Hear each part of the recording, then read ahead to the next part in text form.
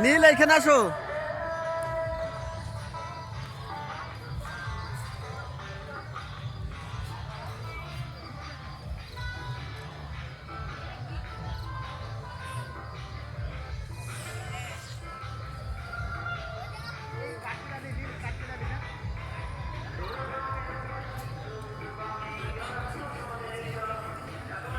এই দা গর্জিলা বসে আছে, গর্জিলা। কোন গর্জিলা? হনুমান, গরিলা। গরিলা। হ্যাঁ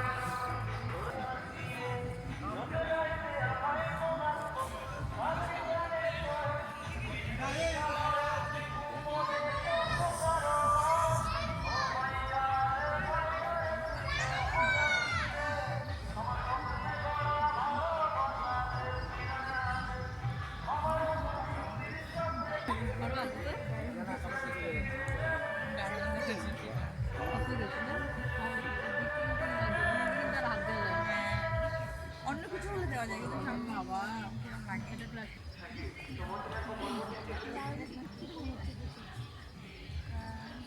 এইটা গর্জিলা, এইটা গর্জিলা।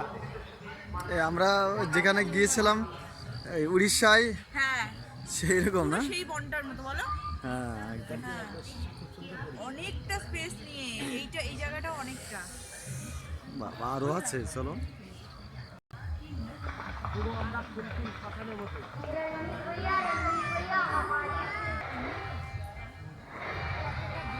এটা এটা শব্দ হচ্ছে, বুঝলি তো?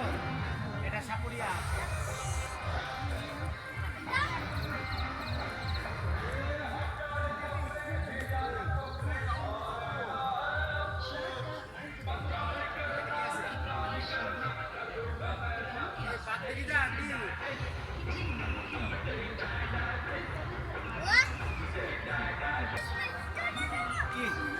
না না পাগল নাকি, সর্জনের সাপ এমনি করছে তো না।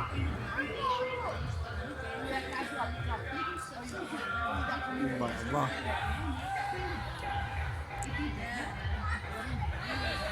সব সিসিটিভি ক্যামেরা তুলেন তো।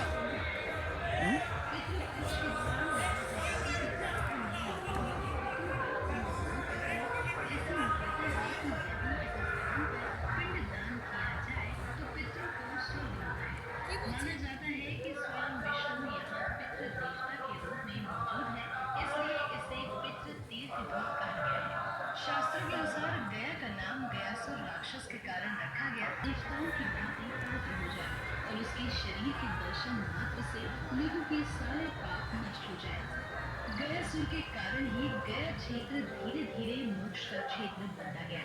गयासुर के दर्शन से सारे लोग मरने के बाद स्वर्ग लोक पहुंचने लगे, जिससे यमलोक में मृत आत्माओं के पहुंचने का सिलसिला खत्म होने लगा।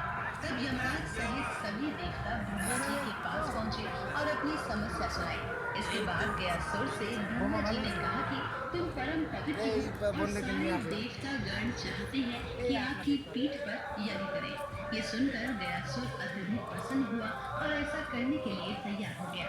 इसके बाद सभी देवता गयासुर की पीठ पर बैठ गए। देवताओं ने उस पर एक विशाल शिला रख दिया। गयासुर के समर्पण को देख भगवान विष्णु ने वरदान दिया कि गयासुर अब से ये स्थान जहाँ तुम्हारे शरीर पर यज्ञ हुआ है वो गया के नाम मुख दुर्मरणा निमित्तक नारायण बलि विहित एकादश श्राद्धे विष्णु अत्रावणे इक्ष्वते नवम पिंडस्ते मया जीयते तवोपतिष्ठताम्। श्राद्ध का अर्थ होता है अपने पितरों के प्रति श्रद्धा प्रकट करना। पुराणों के अनुसार ऐसी मान्यता है कि जिन लोगों की मृत्यु हो जाती है वे पवित्र आत्माएं किसी न किसी रूप में श्राद्ध पक्ष में अपने परिजनों को आशीर्वाद देने के लिए धरती पर आते हैं और पितरों के जीवित परिजन उनका तर्पण कर उन्हें तृप्त करते हैं।